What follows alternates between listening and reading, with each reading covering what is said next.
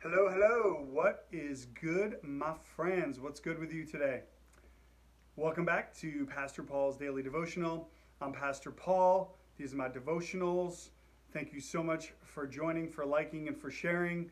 And what I'm so excited about is that you're here. I'm here. Let's do this. So this week we're continuing our devotions surrounding Matthew chapter 2, verses 13, 14, and 15. And so today I just want to put before you the big idea, okay? The big idea of Matthew chapter 2, verses 13, 14, and 15 is this.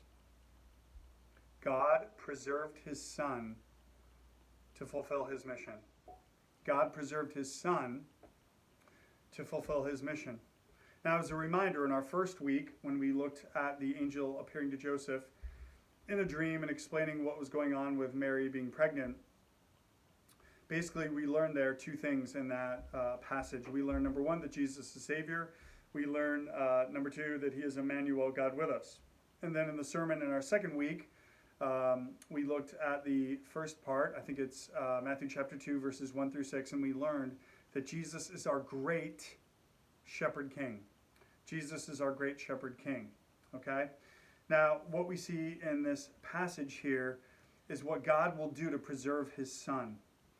And so I just want to read to you what the scholar D.A. Carson says, and then we'll just draw out a couple details here. But D.A. Carson, talking about Matthew chapter 2, verses 13 and 14 and 15, says this. He says, quote, "The point of this story is that God took sovereign action to preserve his Messiah, his son." Now, what sovereign action did God take? Well, first, it just so happens, right, that we have these three wise men. We believe it was three because there's three different gifts: gold, frankincense, and myrrh. And so we have, out of the blue, when Jesus is like 3 or 4 months old, could be as old as 2 years old, but basically these three wise men show up. They find Jesus, they bow down, they lay prostrate before him, they worship him, they rejoice, and they give him these very expensive and rare gifts. So turns out those gifts would be quite helpful if you're Mary and Joseph, who are young and poor, and suddenly in the middle of the night an angel in a dream appears to you and says, hey, you got to flee because Herod wants to kill you. And so now they have gold, frankincense, and myrrh, which can help fund their escape to Egypt and can pay for their time living in Egypt, as at that time they are poor immigrants, they are poor refugees. And so it just so happens that literally hours before they have to flee, God sends these wise men to give them the gifts that would resource this kind of expenditure. And then the other thing is, of course, we have the angel appearing to Joseph in the dream. And the angel saying, hey, you got to get up right now and go, because Herod is going to try and kill you and Jesus. He's a homicidal maniac.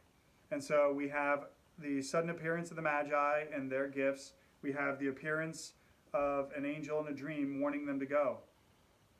It's clear. Don't you see it? It's clear.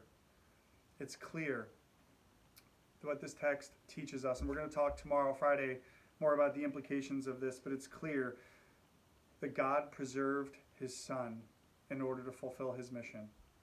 So he could live his 33 years, so he could be our Savior, he could be Emmanuel, he could be our great shepherd king. See you tomorrow.